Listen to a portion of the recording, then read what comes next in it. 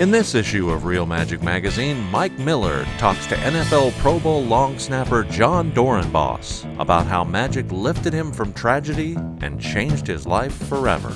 How did you get involved in magic? So, when I was 12 years old, I lived a normal life. We kind of had a Brady Bunch family. My dad worked for Microsoft. My mom volunteered at the school. And out of nowhere, my dad murdered my mother. And so I went into some foster care for temporary foster care, and then I moved down to Southern California where my mom's sister, my aunt, raised me. Susan, right? Yeah, Susan. And it was during that transition that I saw a guy named Michael Groves perform. He was 16 years old. Sponge balls in my hand was the first trick I saw. Then he did a match, and he just looked at it, and the flame went like 6 feet up, and I was like, oh my gosh. He did the David Roth portable hole. Mm-hmm. He did a matrix, 4 cards, 4 coins. And it was by far the coolest thing I'd ever seen. And at that time in my life, when I was kind of bouncing around, it was something, Michael Groves took me to Seattle. I got JB Bobo, the coin magic book, yeah, and he got me some sponge balls. And I just started learning moves. I didn't do a trick for probably a year and a half, 2 years. And I just started learning moves, and I wanted to figure out what I wanted to do, because I knew I was serious into magic. I knew I wanted to do it. And that's how I got into it, and I've been doing it ever since. So a tragedy, magic helped change your life forever, basically. Yeah. Because of a tragedy that you had to deal with. You know, I've been very, very fortunate. Football has taught me a lot about myself, and so has magic on a very personal level. And at the darkest time in my life, or one of the darkest, magic was something that I could sit in a room and I could be happy. And I didn't really realize it at the time, but when I'd sit down and shuffle a deck of cards, and I saw Ricky Jay's, he did a documentary. Right. And he said, like, people that don't do it don't get it, but like shuffling cards can be so therapeutic, and you can think about so many different things, and you can relax. Well, that was doing that for me, but it also taught me a lot about myself that I didn't even realize that I would spend so long learning to move, and eventually I'd learn it, and I'd get it down.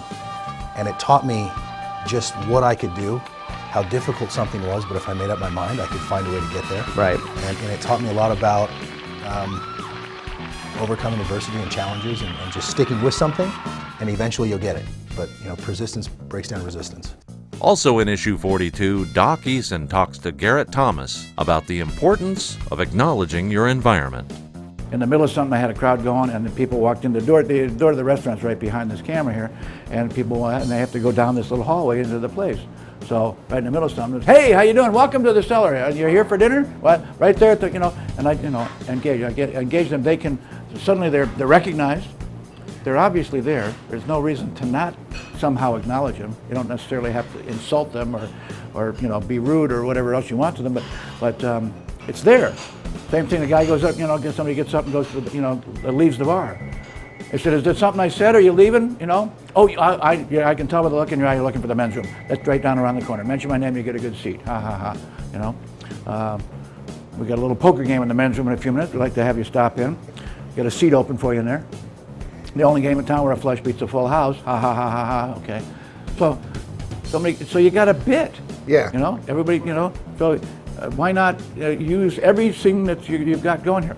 Kainoa Harbottle shares how the structure of the Japanese tea ceremony relates to magic. Christian Painter picks up some vibrations.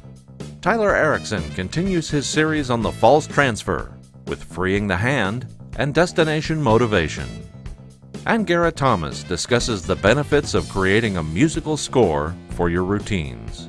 I looked at the structure of notes in a song, like Mary Had a Little Lamb. It's a note and a word. Seems pretty simple.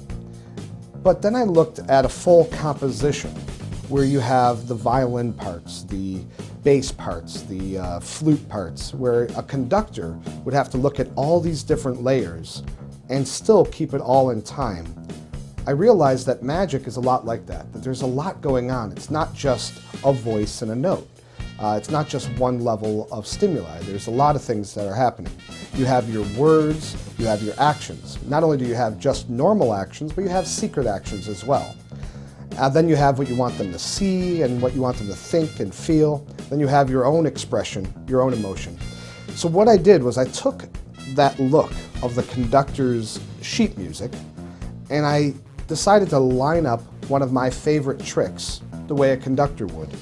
In this edition, we have 5 tricks to teach you.